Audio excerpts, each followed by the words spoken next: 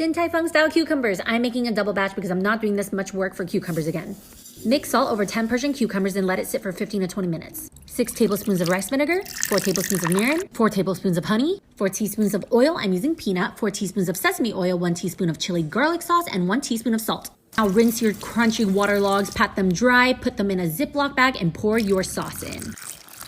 Fridge it overnight for that extra flavor. Now stack them in a pyramid like they do at Din Tai Fung and enjoy. So we all know horse girls, and we all know car guys. But what if I told you that there was something much worse?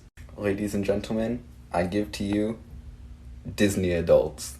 Hi guys, my boyfriend's obsessed with chips and guac from Chipotle, so while he took our dog on a walk, I thought I'd make him some real quick. So I didn't have any tortilla chips, so I decided to make them myself. I just combined 2 cups of maseca with 1.5 cups of cold water, and then I rolled that into a ball.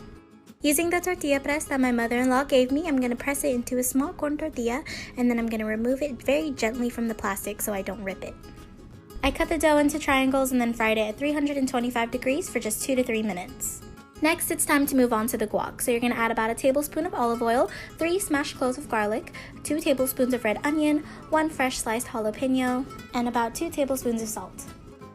You're going to mash that into a paste and add your avocado. Today I used 2 medium Hass avocados, which I scooped out with a spoon, and then I added about 1 lime.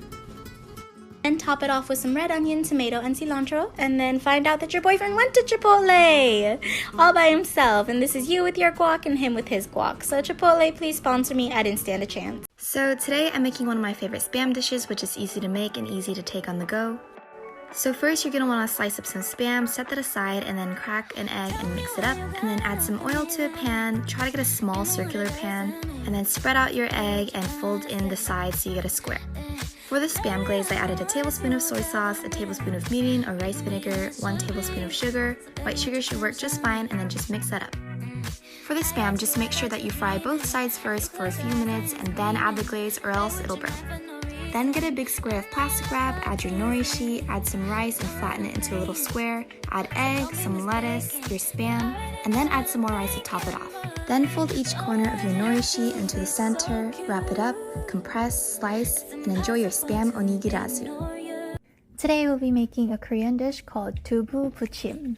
Dubu means tofu in Korean, and buchim is pan-fried, so pan-fried tofu. It seems really simple, but it's actually hard to get it just right. Firm and crispy with the sauce evenly soaked in the tofu. So follow me all the way through. We're gonna cut up the tofu in squares and then put them on a pan with oil.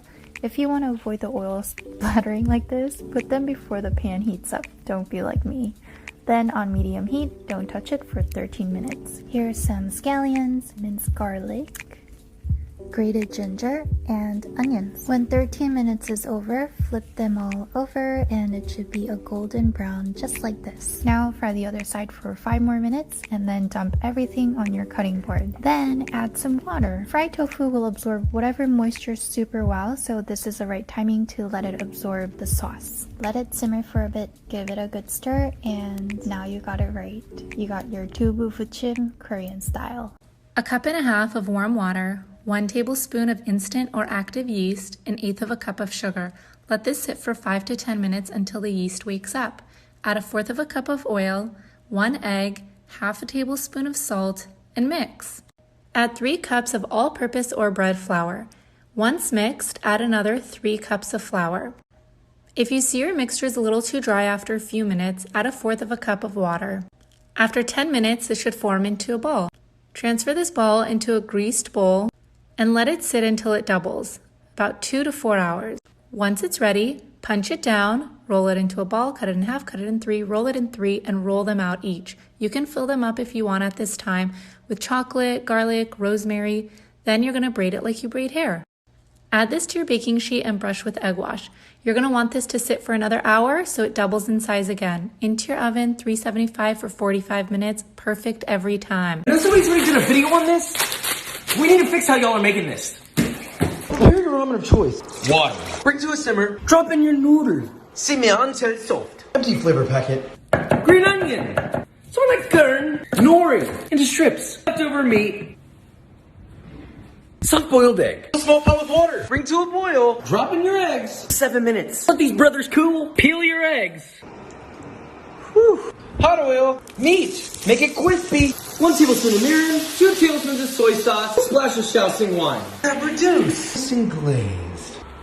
That bitch, do that bitch, do that bitch. Mix the noodle, some corn, green onion, some of that meat. Soft boy 1 and soft boy 2. This is the finishing touch. Now this right here. Oh yeah. That's how you do instant ramen. 1 cup of brown sugar, 1 cup of peanut butter, 1 large egg, 1 teaspoon of baking soda, half a cup of chocolate chips. Mix it all together. Divide into 12 and place on a prepared baking sheet at 350 for 8 to 10 minutes. Boom.